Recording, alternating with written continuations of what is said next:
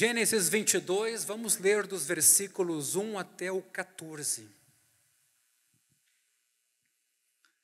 Depois dessas coisas, Deus pôs Abraão à prova e lhe disse: Abraão.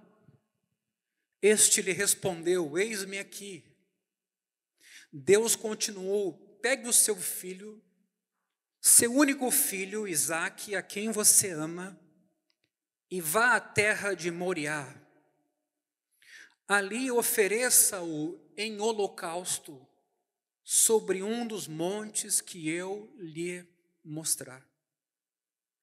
Na manhã seguinte, Abraão levantou-se de madrugada e, tendo preparado o seu jumento, levou consigo 2 dos seus servos e Isaque, seu filho. Rachou lenha para o holocausto e foi para o lugar que Deus lhe havia indicado. No terceiro dia, Abraão ergueu os olhos e viu o lugar de longe. Então disse aos servos: esperem aqui com o jumento. Eu e o rapaz iremos até lá. E depois de termos adorado, voltaremos para junto de vocês. Abraão pegou a lenha do holocausto e a colocou sobre Isaque, seu filho. Ele, por sua vez, levava nas mãos o fogo e a faca. Assim os dois caminhavam juntos. Isaque rompeu o silêncio e disse a Abraão, seu pai: meu pai. Abraão respondeu: eis-me aqui, meu filho. Isaque perguntou: eis aqui o fogo e a lenha, mas onde está o cordeiro para o holocausto? Abraão respondeu: Deus proverá para si o cordeiro para o holocausto, meu filho. E os dois seguiam juntos. Chegaram ao lugar que Deus lhes havia indicado. Ali Abraão edificou um altar, arrumou a lenha sobre ele, amarrou Isaque, seu filho, e o deitou no altar, em cima da lenha. E estendendo a mão, pegou a faca para sacrificar o seu filho. Mas do céu o anjo do Senhor o chamou: Abraão, Abraão. Ele respondeu: eis-me aqui.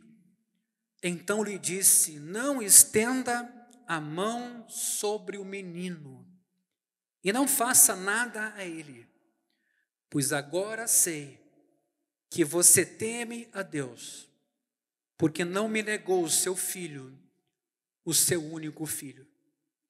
Abraão ergueu os olhos e viu atrás de si um carneiro preso pelos chifres entre os arbustos.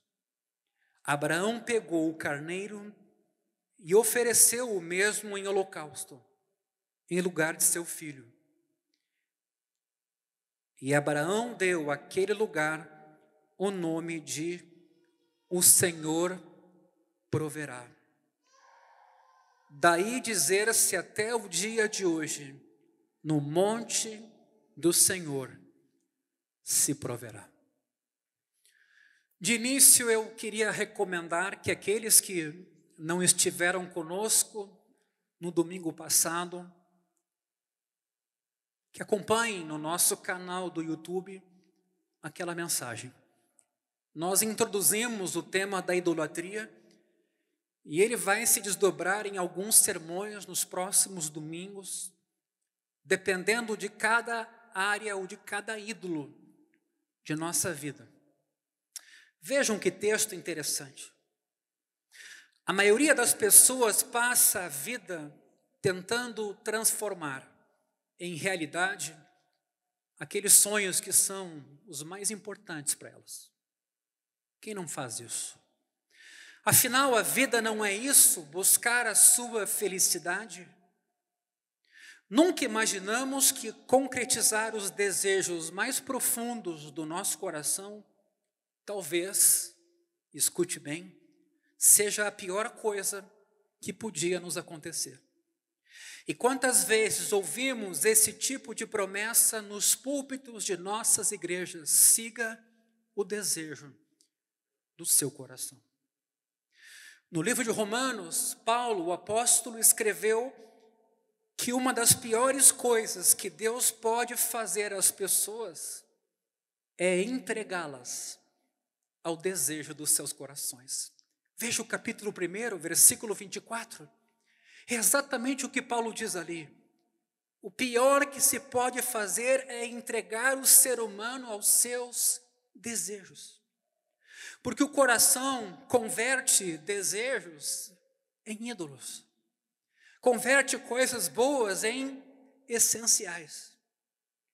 No primeiro capítulo de Romanos, Paulo chegou a resumir a história da raça humana em uma frase. Preste atenção, versículo 25. O ser humano adorou e serviu a criatura em lugar do Criador. Adorou a criatura em lugar do Criador. Todo ser humano precisa viver em torno de alguma coisa, de algum ideal, de algum bem de valor. E a partir dessa devoção é que o caminho se desenvolve. Algo tem de cativar a nossa imaginação, a nossa esperança, aquilo que é mais importante em nosso coração. No entanto, como nos dizem as Escrituras, sem que o Espírito Santo intervenha, iluminando e convertendo, o nosso objeto de adoração jamais será Deus. Começará por nós mesmos e se dividirá ou se detalhará em outros ídolos que a gente também cria. Se nos voltarmos para uma criatura a fim de obter a partir dela sentido de vida, ou buscar esperança, ou buscar a felicidade que só Deus pode nos dar, escute bem, porque a gente cai nesse erro com frequência, ela acabará não correspondendo, a pessoa não acabará respondendo às nossas expectativas.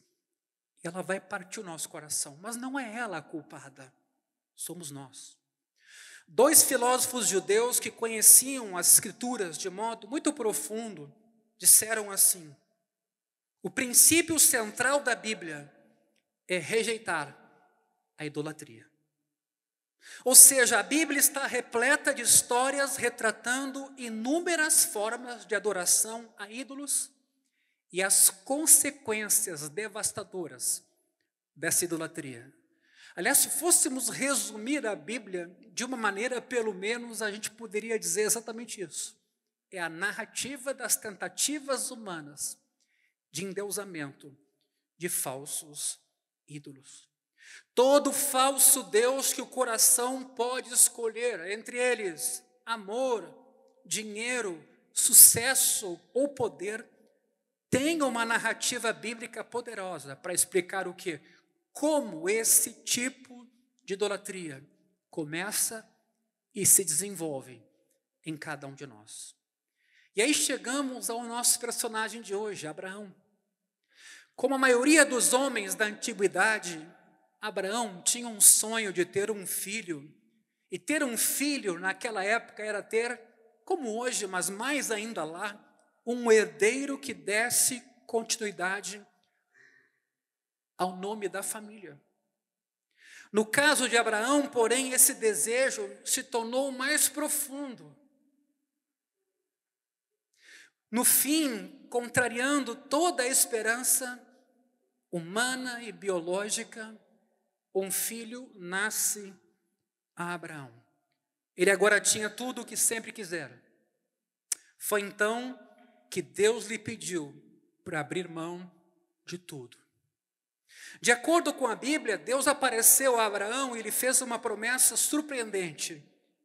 Caso Abraão fosse obediente, Deus abençoaria as nações da terra por meio dele, e o texto diz assim: dos seus descendentes.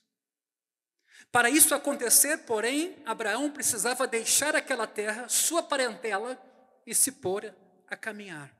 Gênesis 2:12 diz assim: sai da tua terra, do meio dos teus parentes e da casa do teu pai, para a terra que eu vou te mostrar. Deus chamou Abraão para deixar tudo o que lhe era familiar. Tente se imaginar nesse contexto. Amigos, a maior parte da família, e tudo que ele acreditava oferecer segurança, prosperidade e paz, e se aventurar no desconhecido.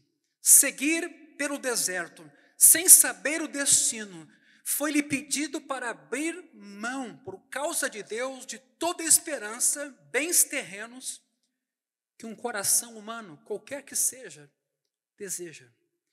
Por isso, em Hebreus 11:8, diz que Abraão partiu sem saber para onde ele ia. Contudo, apesar do chamado divino exigir que ele abrisse mão das suas esperanças diversas, familiar, material, geográfica,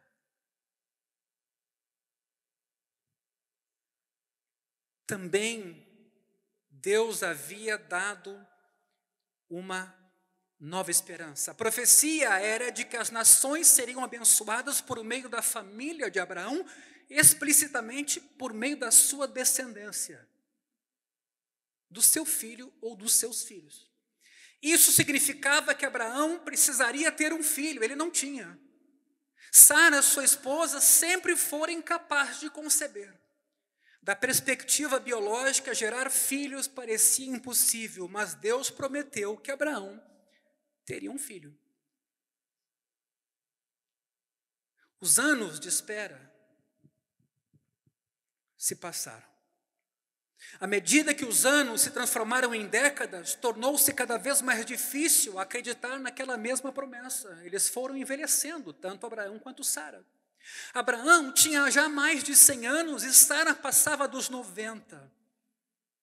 E ela deu à luz a um filho, Isaque, por clara intervenção divina, a ponto de o nome Isaque significar riso. Uma referência tanto à alegria dos pais, mas também à dificuldade deles de crer ser possível uma mulher naquela idade dar à luz. Os anos de espera, porém, cobraram o seu preço. Não é como um casal jovem ter um filho. Isso pode atestar qualquer pessoa que luta contra a infertilidade, usando clínicas, fazendo bons investimentos. As protelações quase infinitas refinaram, porém, a fé de Abraão, o que teve importância fundamental. Contudo, os anos de infertilidade tiveram outro efeito, e aqui eu queria que você prestasse atenção. Nenhum homem ansiou tanto por um filho, mais do que Abraão. Por quê? Porque Deus havia prometido. Ele tinha aberto mão de tudo por causa dessa promessa. Quando o seu filho chegou, Abraão sentiu que, enfim, sua comunidade veria como ele não fora tolo, mas que ele fora crente, acreditando na promessa de Deus, deixando a sua casa e se pondo a caminhar. Finalmente, Abraão teria um herdeiro, um filho à sua semelhança, o que todos os patriarcas antigos no Oriente Próximo desejavam. Ele tinha aguardado e se sacrificado, e por fim sua esposa acabou tendo um bebê e teve um menino. Mas a questão era, ele havia esperado e se sacrificado por Deus ou pelo menino? É uma pergunta possível de se fazer. Deus havia sido apenas um meio para um fim, ter um filho e uma família, a quem Abraão entregar o coração em última análise. Ele tinha paz, humildade, ousadia e equilíbrio que sobrevém aos que confiam em Deus, ou nas circunstâncias, na opinião pública, ou na própria competência. Abraão aprendeu a confiar em Deus somente, ou Abraão agora focou seus olhos em Isaque? Ele aprendeu a amar a Deus por quem Ele é e não apenas por aquilo que poderia obter de Deus? Certamente até aqui, não. Essa é a resposta. Muitos casais com esse anseio de ter um filho acreditam que ter um filho pode resolver todos os seus problemas. E não é raro que aconteça de solteiros se casarem imaginando que o casamento lhes vai dar algo que nunca tiveram. Ou pais, ainda não pais, que decidem ter filhos, imaginando que aqueles filhos vão preencher os vazios da relação marido e mulher. De modo semelhante, aqui os leitores de Gênesis, do capítulo 12 em diante, poderiam pensar que o nascimento de Isaque foi o ápice, o último capítulo da vida de Abraão. Sua fé havia triunfado, Deus havia cumprido a promessa e o menino havia nascido. Agora ele poderia morrer feliz, tendo cumprido o chamado de Deus para a sua vida, tendo deixado a terra natal, e agora só esperar e criar o seu filho. Um chamado que não poderia ser mais surpreendente. Como é que diz o texto no versículo 2? Pegue o seu filho, seu único filho, a quem você ama, e vá à terra de Moriá.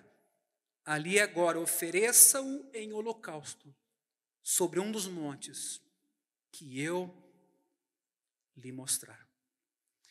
Este era o teste supremo para Abraão, para aquele patriarca.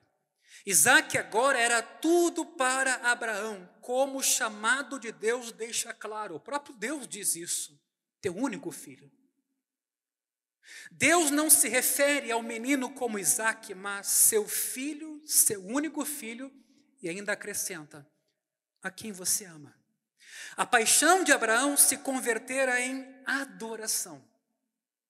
Antes, o significado da sua vida dependia da palavra de Deus, agora dependia do amor e do bem-estar de Isaque, que virou um ídolo. O centro da vida de Abraão estava mudando. Deus não estava dizendo que não se pode amar o filho, mas que não se deve transformar um ser amado em um falso Deus. Se alguém coloca um filho no lugar do verdadeiro Deus, vai criar um amor idólatra. Esse amor idólatra vai sufocar a criança e vai estrangular aquele relacionamento. Ora, muito já se escreveu, se pregou e se expôs a respeito dessa narrativa. No decorrer dos anos, muitos leitores têm feito algumas objeções a esse relato. Interpretam a moral da história como se não houvesse problema em fazer coisas ruins, cruéis, violentas, desde que a pessoa acredite ser esta a vontade de Deus. Tem um filósofo chamado Søren Kierkegaard, cujo livro Temor e Tremor se baseia exatamente na história de Abraão e Isaque, pois esse autor abordou essa narrativa. O que ele conclui na sua análise? Que a fé é irracional e absurda. Abraão achou que a ordem recebida não fazia o menor sentido e contradizia o que Deus tinha dito antes, mas tinha que ser obedecida. É com essa tese que esse filósofo, digamos assim, concorda. E aí vem a pergunta para nós aqui hoje. Será mesmo que essa ordem teria parecido para Abraão, naquele tempo, totalmente irracional? Afinal, Deus havia dado aquele filho por um milagre, e agora, de uma hora para outra, só para testar a obediência de Abraão, Abraão, contra a razão, sobe o Monte Moriá. A interpretação de Kierkegaard não leva em consideração, porém, o significado do filho primogênito no pensamento judeu. John Levenson, estudioso judeu, professor em Harvard, escreveu uma obra. Nessa obra, ele nos lembra que as culturas antigas não eram individualistas como a nossa. As esperanças e os sonhos das pessoas nunca focavam o êxito pessoal de um membro da família, ou prosperidade individual, ou proeminência. Como todos faziam parte de uma família e ninguém vivia isolado, essas coisas só eram buscadas em favor de toda a família, de todo o clã, de toda a comunidade. Devemos nos lembrar também da antiga lei de primogenitura. O filho mais velho ficava com a maior parte das propriedades e da riqueza para que a família não perdesse lugar na sociedade. Preste atenção nesse contexto agora. Em uma cultura individualista como a nossa, a identidade e o senso de valor do adulto costumam estar relacionados com habilidades e realizações. Quem é meu filho é um advogado. Quem é meu filho é um médico. Quem é meu filho é um parlamentar, é um engenheiro. Quantas são as vezes em que a gente destaca a identidade por alguma coisa que a pessoa faça? Mas na antiguidade, todas as esperanças e sonhos de um homem e de sua família repousavam sobre o primogênito que carregava aquele nome. O chamado para entregar o primogênito seria semelhante ao de um cirurgião que abdica do uso das próprias mãos ou de um artista visual que perde a sua visão. Como fará com a sua arte? Esse autor que eu citei antes, Levenson, argumenta que só podemos entender a ordem de Deus para Abraão à luz desse contexto. A Bíblia declara muitas vezes que por causa do pecado de Israel, isso é fundamental que se entenda, a vida dos primogênitos da nação estava perdida. Embora eles pudessem ser redimidos por um sacrifício, pudessem ser dedicados ao tabernáculo, se tornar levita ou até ser usado por algum sacerdote, os primogênitos eram de Deus. Quando Deus manifestou o seu juízo contra o Egito, vocês vão lembrar muito bem, porque escravizou os israelitas, o castigo final constituiu na morte dos primogênitos egípcios. A vida deles foi tirada por causa dos pecados das famílias e da nação. Por quê? Porque o filho primogênito era a família. Era a continuidade da família, a perpetuação da família. Assim, quando Deus declarou aos israelitas que a vida do primogênito lhe pertencia, a menos que ela fosse resgatada por algum sacrifício, Deus estava dizendo da maneira mais clara possível que toda a família na terra tinha uma dívida para com a justiça eterna de Deus, a dívida do pecado. E esse primogênito era a oferta. Tudo isso é fundamental para a gente pensar agora nessa ordem que Deus dá a Abraão. Se Abraão ouvisse uma voz parecida com a voz de Deus, mandando ele se levantar e matar Sara, é provável que ele não atendesse essa voz. Presumiria que estava delirando, pois Deus não pedira para fazer algo assim, e isso contradiria tudo o que havia ouvido sobre justiça e retidão. Entretanto, quando Deus afirmou que a vida do seu único filho estava confiscada, para Abraão isso não foi uma declaração irracional e contraditória. Deus não estava lhe pedindo para entrar na tenda de Isaque e simplesmente cortar-lhe o pescoço, assassinando-o. Ele pediu que Abraão oferecesse uma oferta queimada. Estava cobrando uma dívida de Abraão. Seu filho morreria pelos pecados da família. Embora a ordem fosse compreensível, isso não tornava ela menos terrível, menos dolorosa. Abraão se deparou então com uma questão suprema, que a gente se depara também. Deus é santo. Nosso pecado significa que a vida de Isaque será tomada. No entanto, ele também é Deus de graça. Deus disse que deseja abençoar o mundo por meio de Isaque.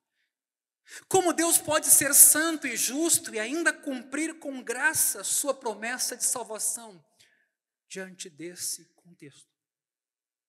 Abraão não sabia, mas ele obedeceu. Ele creu. Agiu em conformidade com outro personagem, amigo nosso, Jó, a quem foram enviadas inúmeras aflições sem explicação plausível alguma. Entretanto, Jó, o que disse a respeito das dores que sofreu? Ele sabe o meu caminho. Se ele me provasse, eu sairia como o ouro. Jó capítulo 23, versículo 10. De que forma Abraão decidiu subir o monte em obediência a esse chamamento divino, meus irmãos?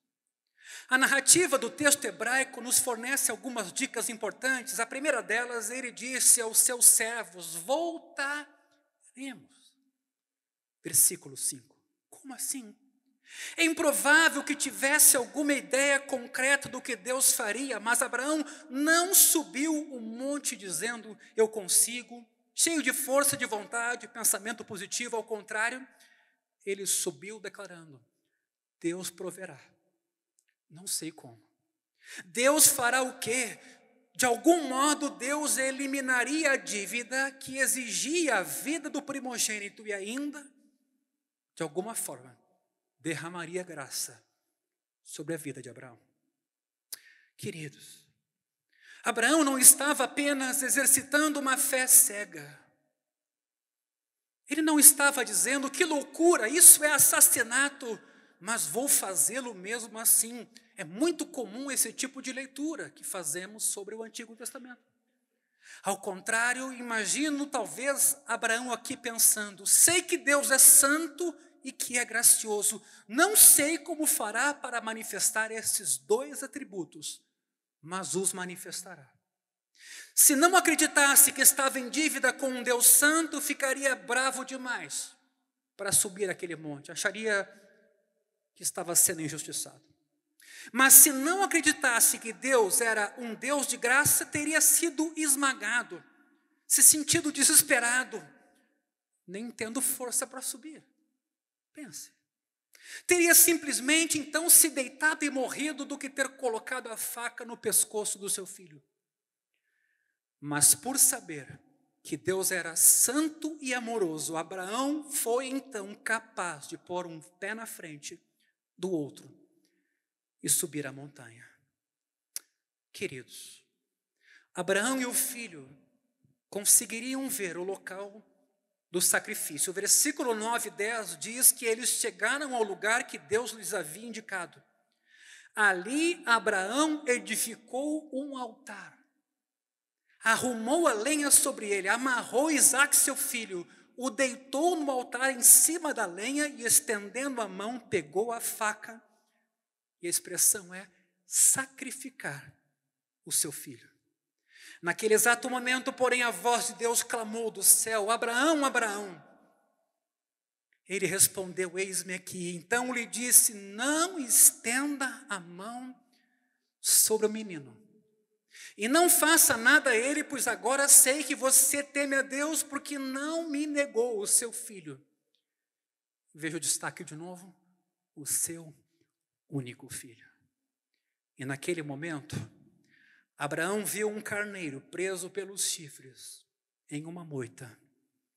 Desamarrou então Isaque e sacrificou aquele carneiro no lugar do seu filho. Qual é o significado desse incidente para nós hoje?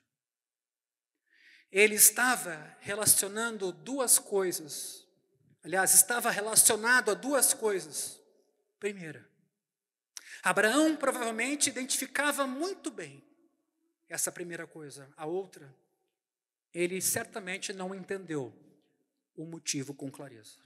O que Abraão conseguiu ver era que o teste estava relacionado a amar a Deus acima de todas as coisas.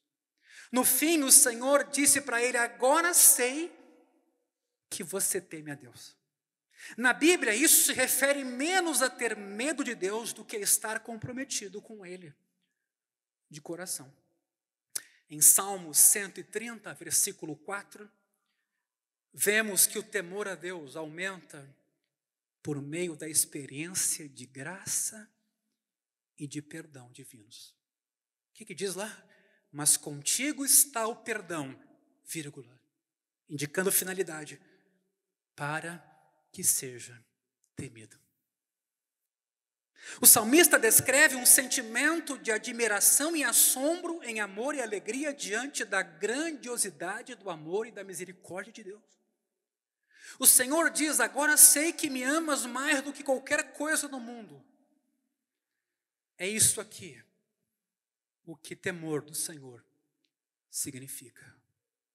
Não consiste em mandamentos de homens, praticados ou guardados.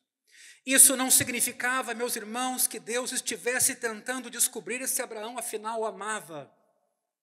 O teste para saber o que se passava lá dentro do seu coração. Ora, o Deus que tudo vê conhece a condição de cada coração, mas antes ele estava fazendo Abraão passar pela fornalha a fim de que o seu amor por Deus pudesse ser mais puro, mais consciente, mais verdadeiro, menos idolátrico, dirigido a Deus. Não é difícil perceber porque Deus usou Isaque como meio para esse fim.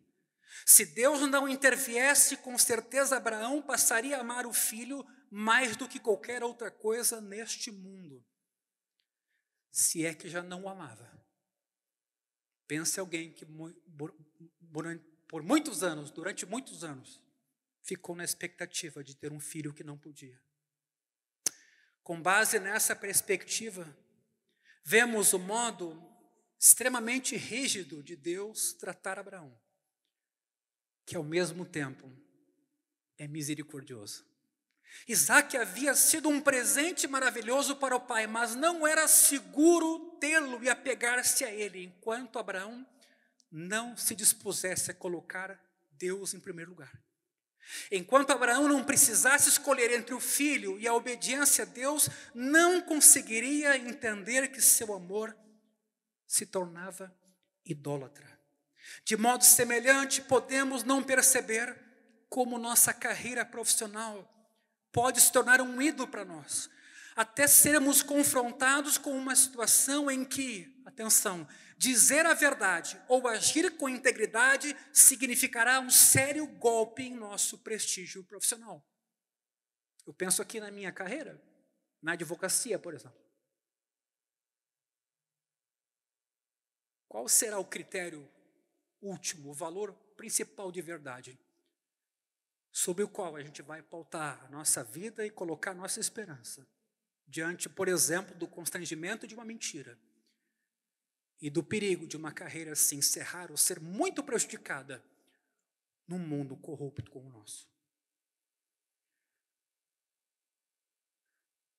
Se não estivermos dispostos a prejudicar a carreira, a fim de fazer a vontade de Deus, e você guardasse isso agora, nosso trabalho, não importa qual seja, se converterá num falso Deus. Você não vai sair botando a cabeça a prêmio, atraindo para si problemas e fazendo com que perseguição surja de maneira indevida ou equivocada, mas se não estivermos dispostos a prejudicar a carreira para fazer a vontade de Deus, nosso trabalho já se tornou um Deus. Só que é um Deus falso. Por exemplo, o desejo de uma mãe de ter filhos bem-sucedidos e felizes acaba muitas vezes, sem ela perceber, sendo um desejo bastante egoísta. Ele está relacionado com a necessidade dela, daquela mãe, de se sentir digna e dotada de valor. E ela então se realiza no filho ou nos filhos. Se essa mãe conhecesse o amor de Deus, de verdade, então poderia aceitar, por exemplo, filhos imperfeitos, os amando da mesma maneira. Se o amor de Deus significasse mais para mim do que meus filhos, eu conseguiria amá-los de maneira menos egoísta, mais sincera e mais verdadeira. Embora a mãe acredite em Deus com a sua mente, a mais profunda satisfação do seu coração, muitas vezes vem de ela ouvir assim do seu filho: mãe, eu devo tudo à senhora. Infelizmente, talvez ela nunca ouça as palavras que mais deseja, porque a sua necessidade excessiva de aprovação dos filhos afasta os próprios filhos dela. É preciso colocar os nossos Isaques no altar e dar a Deus a posição suprema de importância em nossa vida. É preciso, meus irmãos, continuar subindo o monte até o fim. Pessoas que nunca sofreram na vida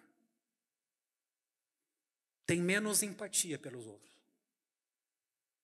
pouco conhecimento dos próprios defeitos e das próprias limitações, nenhuma resistência diante da privação e têm expectativas irreais da vida, idealizadas. Como o livro de Hebreus afirma no capítulo 12, todo aquele a quem Deus ama passará por dificuldades. A gente usa a expressão será disciplinado, será corrigido, mas isso implicará em perdas, em lutas e em desafios. Abraão realizou aquela jornada e só depois disso pôde amar Isaque de modo adequado, não idolátrico e com sabedoria. Se Isaque tivesse se tornado o principal motivo de esperança, a principal alegria do seu pai, ou Abraão exageraria ao discipliná-lo, porque o filho tem que ser prefeito, ou Abraão não o disciplinaria o suficiente porque não ia gostar de ver o filho ter dor. Ou as duas coisas. Ele o mimaria, mas também seria excessivamente bravo e cruel, até violento, quando o filho o decepcionasse. Por quê? Porque os ídolos escravizam. O amor e o sucesso de Isaque se tornariam a única identidade e alegria de Abraão. Ele não viveria para nada mais. Afinal, Deus tinha dado a ele aquela promessa. Ele viveria bravo, ansioso, deprimido em excesso se Isaque em algum momento deixasse de obedecê-lo e de amá-lo. Isaque fracassaria, porque não há filho capaz de atender às expectativas messiânicas que a gente projeta sobre eles, quase como se fosse um Deus. O que aconteceria? Ruptura. Portanto, queridos, caminhando para o fim, a caminhada angustiante de Abraão para o alto do monte foi a etapa final de uma jornada longa, em que Deus o transforma de um homem medíocre em um dos maiores personagens da história, não só bíblica, mas história antiga. As três grandes religiões monoteístas do mundo, judaísmo, islamismo e cristianismo, consideram Abraão um tipo de fundador. Mais da metade das pessoas do mundo chamam de pai espiritual. Isso jamais aconteceria se Deus não tivesse lidado com aquela pequena manifestação idolátrica no coração de Abraão. Mas esse episódio conhecido também estava relacionado com algo que Abraão não poderia ver naquele tempo e nem entender, ao menos não naquela geração. Por que Isaque não havia sido sacrificado? Ele pôde ter pensado. Os pecados de Abraão e de sua família persistiam, como o da sua geração. Como um Deus santo e justo poderia ignorar pecados ainda sem o devido tratamento? Bem, um substituto foi oferecido, um carneiro. Mas fica a pergunta: foi o sangue do carneiro que saldou a dívida do primogênito? Certamente não. Muitos anos depois, isso não é irônico, é incrível, por que não dizer? Naquela mesma região montanhosa, outro primogênito foi estendido sobre um madeiro para morrer. Moriá é o nome dado aos montes e colinas que rodeiam Jerusalém. Eu estive lá 8 vezes. É uma região. Em uma dessas colinas Jesus foi executado. Quando no Monte Calvário o amado Filho de Deus clamou: Deus meu, por que me desamparaste? Não houve voz nenhuma do céu, como houve do carneiro, como provisão. Não houve voz alguma do céu anunciando o livramento do sacrifício. Em vez disso, Deus, o Pai, pagou o preço do silêncio. Por quê?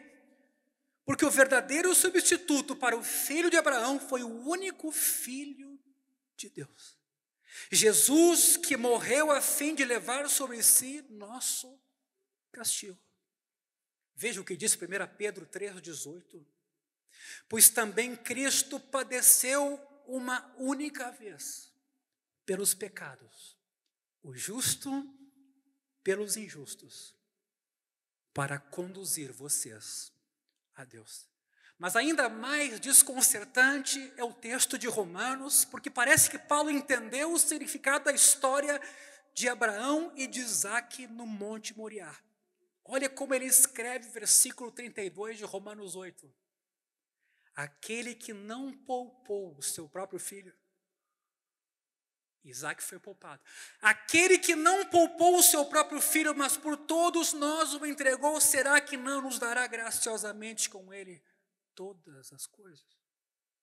Ou seja, temos aqui a resposta prática para as nossas idolatrias pessoais, para os nossos Isaques da vida, em que tê-los e apegar-se a eles não oferece segurança espiritual alguma. Precisamos sacrificá-los, ainda que seja dolorido. Precisamos descobrir um modo de não nos agarrar demais, nem sermos escravizados por eles. Isso não vai acontecer repetindo frases abstratas do tipo: quão grande é o nosso Deus. Isso vai acontecer na vida diária de cada um de nós, nas escolhas que nós fazemos e como encaramos nossa jornada nesse mundo. É preciso conhecê-lo, estarmos convictos de que Deus cuida de nós, nos ama, se deleita em nós a ponto de podermos descansar o coração nele e nos esquecemos de nós mesmos nele, para encontrar nele valor e segurança perpétuos. Mas como? Deus viu o sacrifício de Abraão e disse: pois agora sei que você teme a Deus, porque não me negou o seu filho, o seu único filho. Foi o que Deus disse. Mas até que ponto conseguimos olhar para o sacrifício divino na cruz e dizer: Deus, agora nós sabemos que nos amas,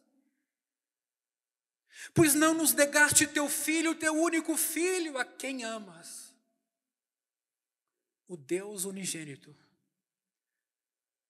Queridos, quando a importância do que Cristo fez começa a ficar clara para nós, e somos informados, iluminados, esclarecidos do rolo em que nos encontrarmos, e vemos a maneira majestosa como a única pessoa capaz nos libertou gratuitamente pela fé, não há como não louvar o nosso Deus. Não há como essa comunidade ou qualquer outra que foi redimida pelo sangue do Cordeiro não irromper em hinos, em ações de graça e louvor, com música ou sem música, mas com o ser que respira, que somos, louvarmos o nosso Deus.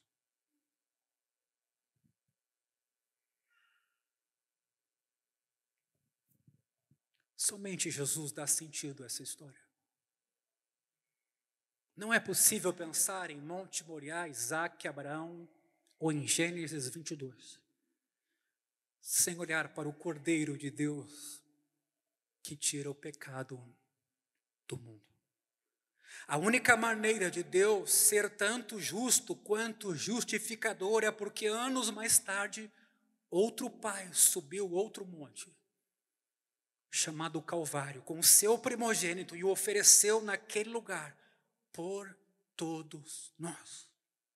Você nunca será tão grande, tão seguro em Deus, nunca se tornará tão corajoso como Abraão se tornou, pelo simples fato de se esforçar muito, se dedicar muito, mas por crer no Salvador, para quem esse acontecimento, enfim, aponta.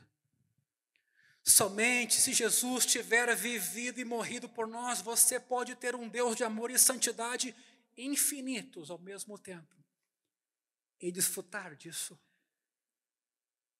Então você pode ter a certeza absoluta de que Deus te ama.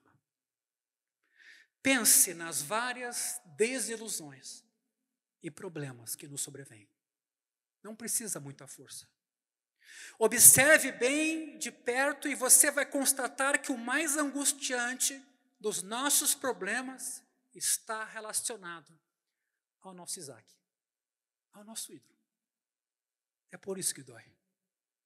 Em nossa vida há sempre algumas coisas em que investimos para alcançar um nível de alegria e realização que, porém, só Deus pode dar.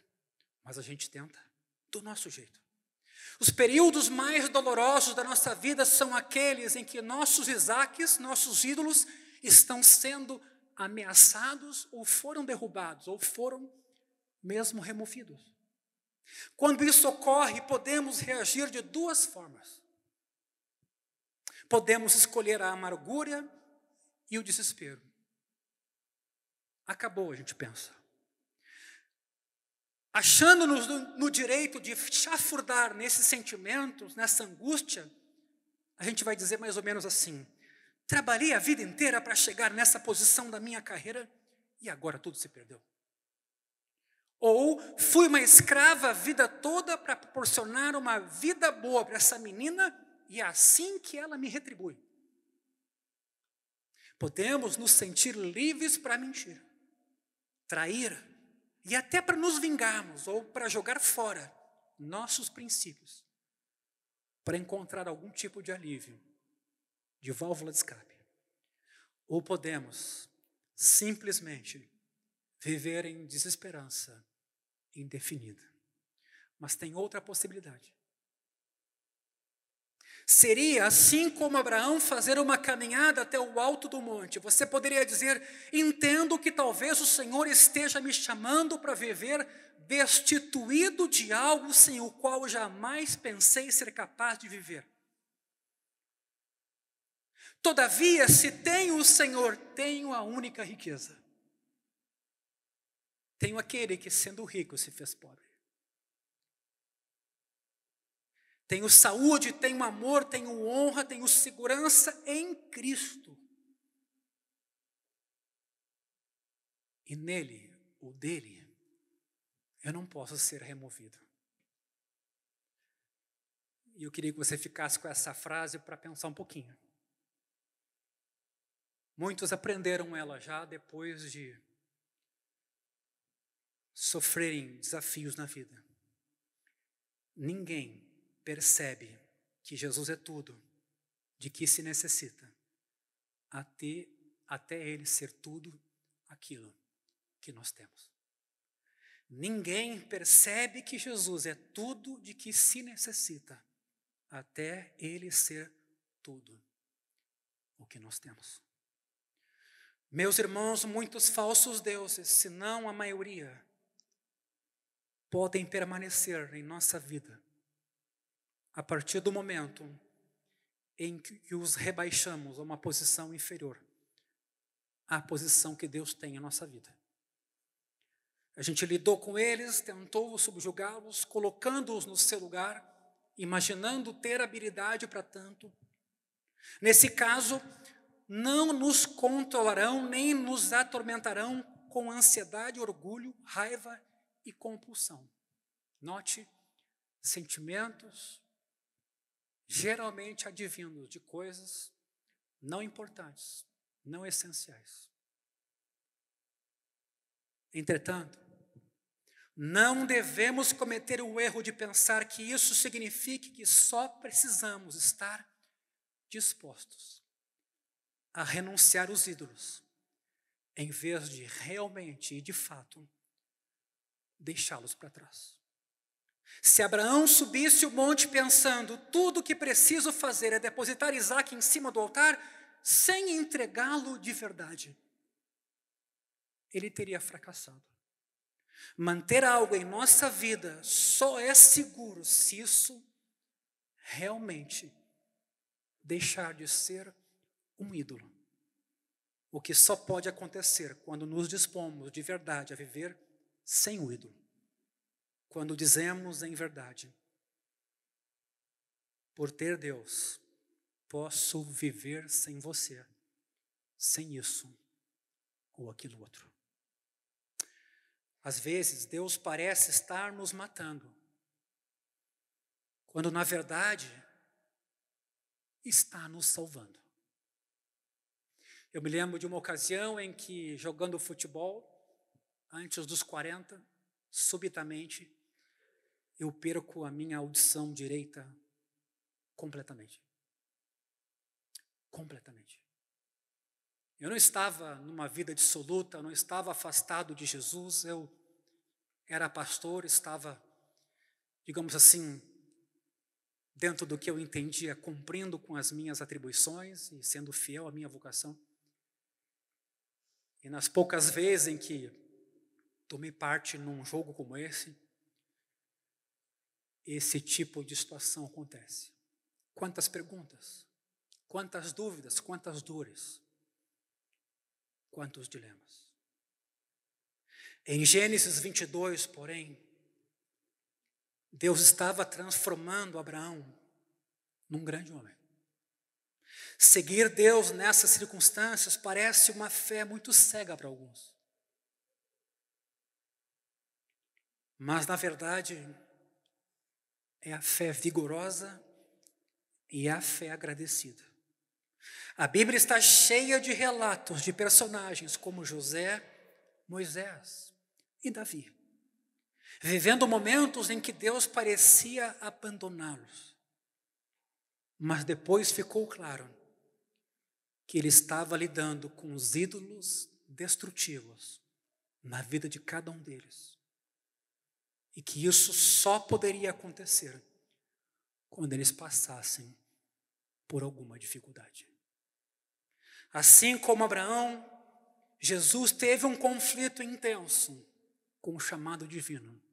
Ele chegou a orar: Pai, se possível, passa de mim este cálice. Ele perguntou se haveria um outro caminho para o Pai.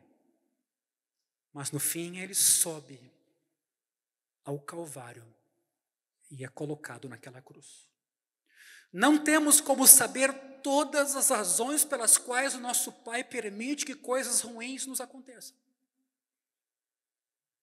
Mas como Jesus, podemos confiar em nosso Pai no tempo mais difícil que existir. Ao olharmos para Ele e nos regozijarmos em Jesus, por tudo que Ele fez por nós, teremos a alegria e a esperança necessária, sendo livre dos falsos deuses, para seguir o chamado de Deus, quando os tempos parecem os mais obscuros e difíceis possíveis. Quando eu penso sobre dificuldade e desafios, eu não preciso fazer muito esforço, imagino que você também não.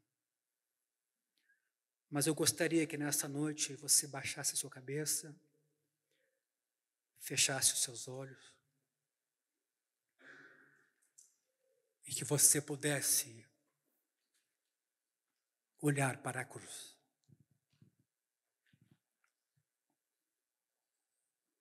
Olhar para o sacrifício do Filho de Deus. Olhar para o amor silencioso de Deus Pai.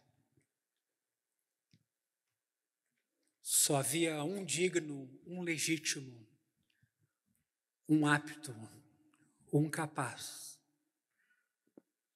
O justo tomando o lugar dos injustos.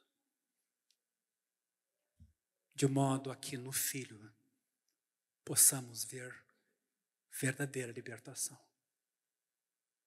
Meu irmão, minha irmã, meu amigo, quais são teus ídolos? Aqueles que te estrangulam, te sufocam, roubam tua energia,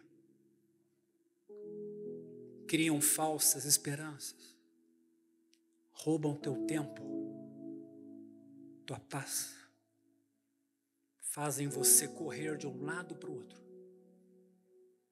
E você se imagina livre e neutro nessa caminhada toda. Pois o nosso Pai de amor quer te abraçar essa noite nesse lugar, quer curar as tuas dores, as tuas feridas, quebrar cadeias.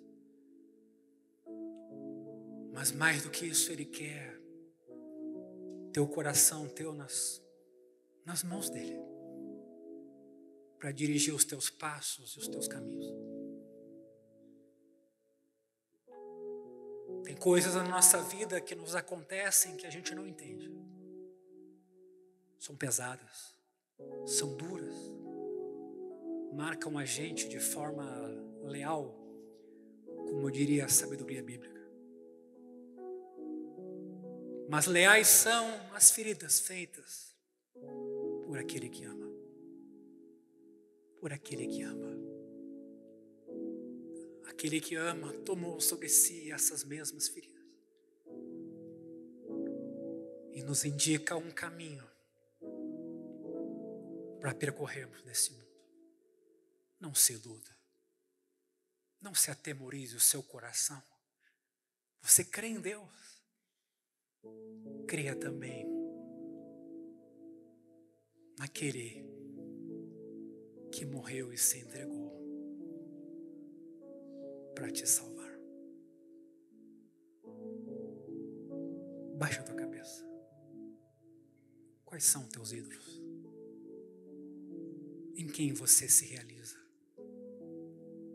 Onde está a tua verdadeira alegria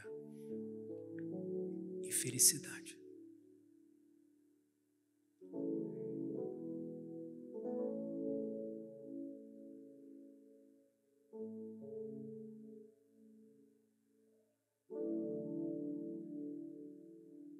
Pai, nesta noite, por meio de Jesus, obrigado que podemos recorrer à tua misericórdia e amor infinito. Tu és aquele que nos sonda e nos conhece. Sabes das lutas que travamos em nosso coração, dos conflitos que vivemos, dos medos que temos, das mãos que apoiamos às vezes em imagens de escultura, que nada nos podem dar. Tem olhos e não veem, ouvidos e não ouvem, mãos e não tocam. Mas Tu és o Deus de eternidade a eternidade. Tu és aquele que olha para o aflito e o abatido e vem morar com Ele e vem curar as suas feridas. Nesse lugar nós te invocamos hoje à noite, Deus misericordioso e perdoador de pecados. Nesse lugar nós pedimos que o Senhor tenha misericórdia. Tome a nossa mão e nos ajude a caminhar. E nos ajude a caminhar.